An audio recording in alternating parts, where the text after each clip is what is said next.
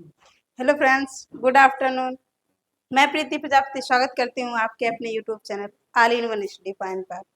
तो फ्रेंड्स, हम पढ़ रहे हैं बायोलॉजी और बायोलॉजी में लगभग हमारा पूरा सिलेबस जो है कवर हो चुका है, जिसमें आज हम पढ़ रहे थे अभी जो लास्ट क्लास में हमने पढ़ा था आनुवांशिकी जेनेटिक्स।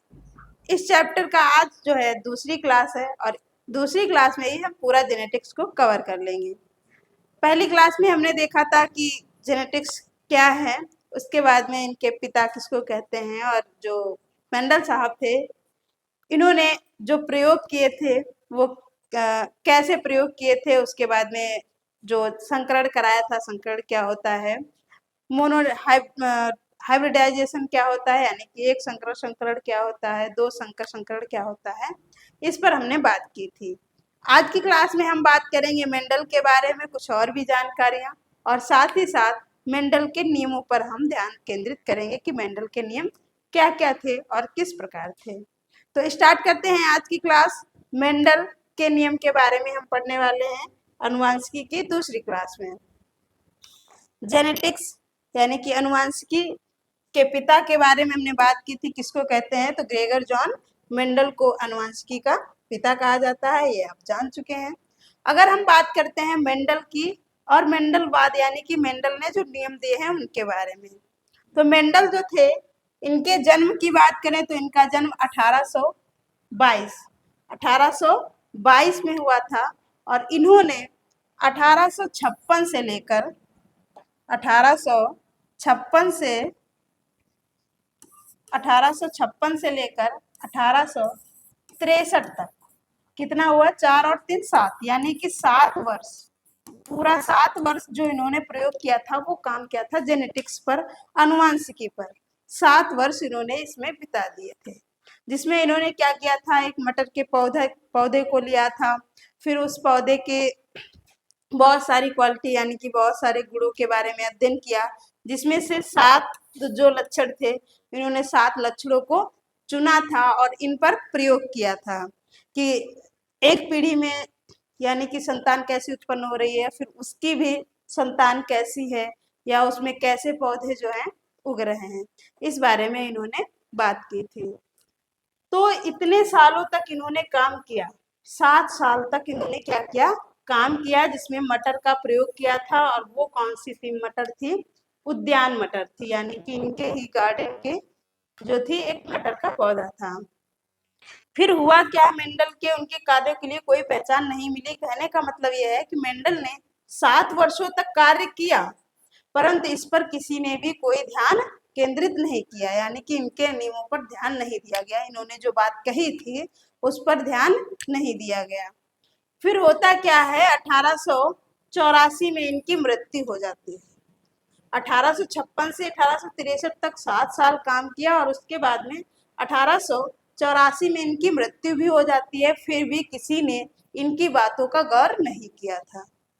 हुआ क्या, फिर उसके बाद में 1900 के करीब यानी कि सन 1900 में आते हैं कुछ वैज्ञानिक जो कि इनका अध्ययन करते हैं, इनकी बातों पर गौर करते हैं। उसमें थे आपके कार्ल कॉरेंस, ये थे जर्मनी के, कार्ल कॉरेंस ये जर्मनी के वैज्ञानिक थे। अगले वैज्ञानिक थे वॉन शेरमार्क, ये ऑस्ट्रिया के थे। और साथ में याद रखेंगे जो मेंडल थे ये भी ऑस्ट्रिया के ही वैज्ञानिक थे, एक पादरी थे। पहली बात तो ये जो मेंडल थे ये एक मंदिर के पादरी यानी पुजारी रहा करते थे, पुजारी थे। तब इन्होंने जो है उसमें काम किया था, मटर के पौधे पर, अनुवांशिकी पर काम किया और उस टाइम किसी ने भी इनकी बातों का ध्यान नहीं दिया। बाद में जो ये 3 वैज्ञानिक आते हैं, कार्ल कॉरेंस, शेरमार्क और ह्यूगो डी ब्रीज जो कि नीदरलैंड के थे, ह्यूगो डी ब्रीज जो कि नीदरलैंड के थे। इन तीनों वैज्ञानिक ने क्या किया, पुनः इनके नियमों को पढ़ा, पुनः इनकी बातों पर ध्यान केंद्रित किया और उसके बाद में क्या किया, इनके नियमों को पढ़ा और ध्यान दिया। तब जाके पता चला कि ये सारे जो नियम हैं या जो अनुवांशिकी है इसके बारे में सबसे पहले अध्ययन मेंडल ने की और मेंडल को फिर इन्होंने क्या किया, पहचान दिलाई। इन तीनों वैज्ञानिकों ने दोबारा उसी बात पर गौर किया यानी कि अनुवांशिकी पर, और फिर मेंडल को क्या हुआ, एक पहचान मिली कि अनुवांशिकी के जनक को हम किसको कहते हैं? मेंडल को कहते हैं। अनुवांशिकी के जनक किसको कहते हैं? मेंडल को कहते हैं। तो मेंडल ने जो 3 नियम दिए थे, आज हम उन पर बात करने वाले हैं कि ग्रेगर जॉन मेंडल ने कौन कौन से नियम दिए थे। जिसमें पहला नियम था वंशागति का प्रथम नियम, जिसको हम कह सकते हैं मेंडल का प्रथम नियम, या फिर कह सकते हैं प्रभाविता का नियम। क्या कहेंगे? प्रभाविता का नियम। तो प्रभाविता का नियम किसने दिया? लॉ ऑफ डोमिनेंस, ये किसने दिया है? तो ये दिया है आपके ग्रेगर जॉन मेंडल ने। क्या बताया था इन्होंने बताया कि जब प्रभावी लक्षण का जीन, प्रभावी लक्षण का जीन और अप्रभावी लक्षण का जीन दोनों एक साथ उपस्थित हों तो केवल प्रभावी जीन ही अपना लक्षण प्रदर्शित करता है।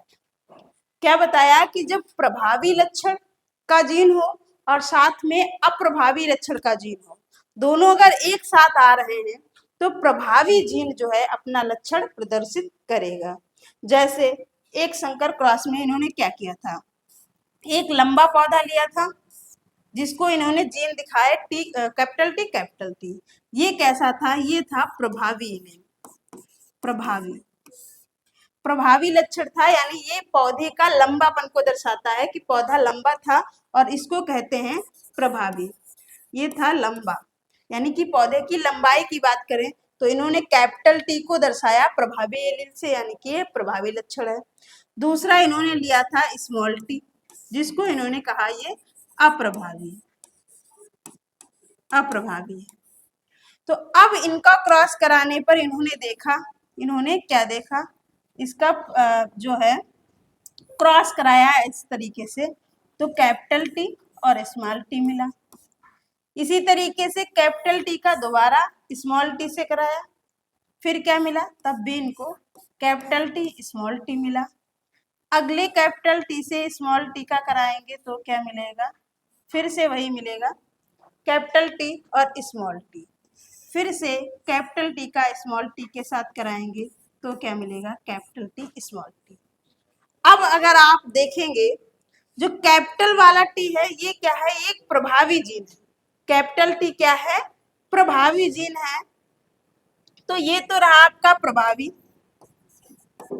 प्रभावी जीन, क्योंकि इसमें कैपिटल टी है।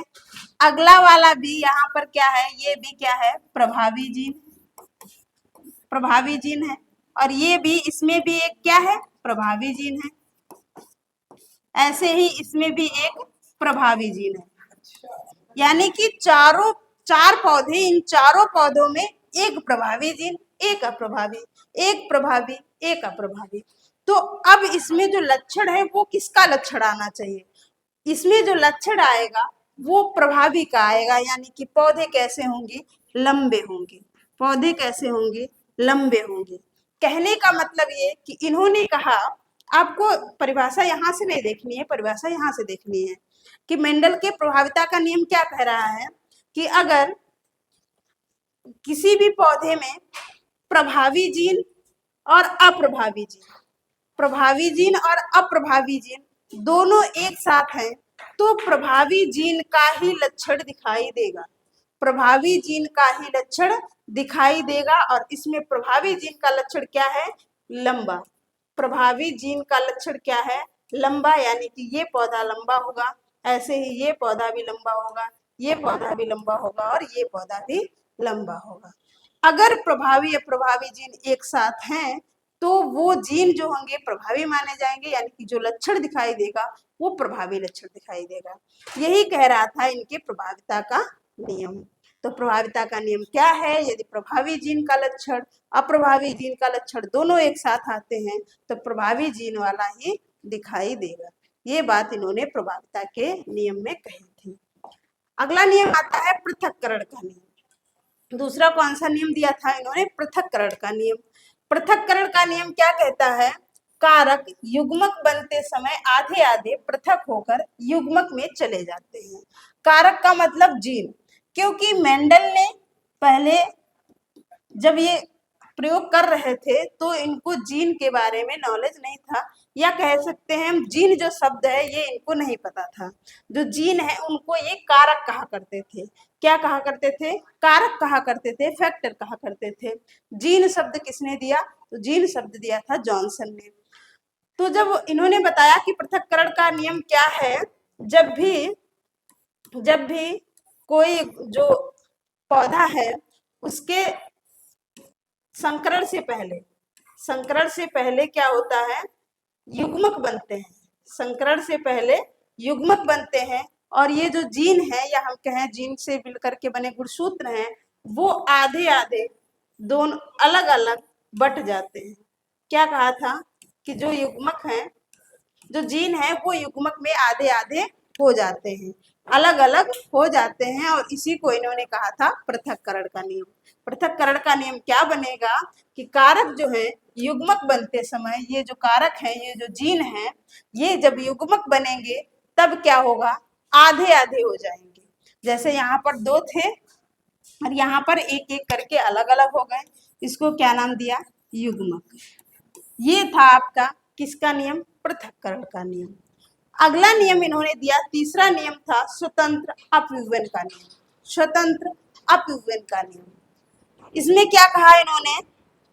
जब दो लक्षणों को एक साथ में संकरण कराया जाता है, दो लक्षण कोई एक साथ आप अगर ले रहे हैं, उनका संकरण करा रहे हैं, तो दोनों लक्षण के जीव स्वतः रूप से युग्मक अलग अलग चले जाते हैं, यानी कि अपने युग्मक अलग अलग बनाते हैं और साथ में ही स्वतंत्र रूप से अपना लक्षण प्रदर्शित करते हैं।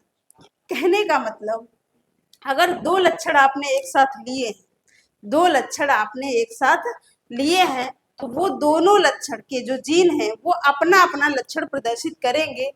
एक जीन का दूसरे जीन पर कोई भी प्रभाव नहीं पड़ेगा। एक जीन का दूसरे जीन पर कोई भी प्रभाव नहीं पड़ेगा। यही था स्वतंत्र अपयुग्मन का नियम, यानी कि वे अपना अपना प्रभाव क्या करेंगे? अपना अपना प्रभाव अलग अलग प्रदर्शित करेंगे। एक जीन का दूसरे जीन से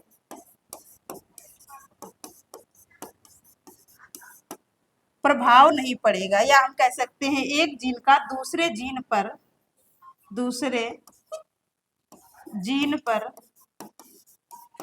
कोई प्रभाव नहीं पड़ेगा, कोई प्रभाव नहीं पड़ेगा। अगर दो लक्षण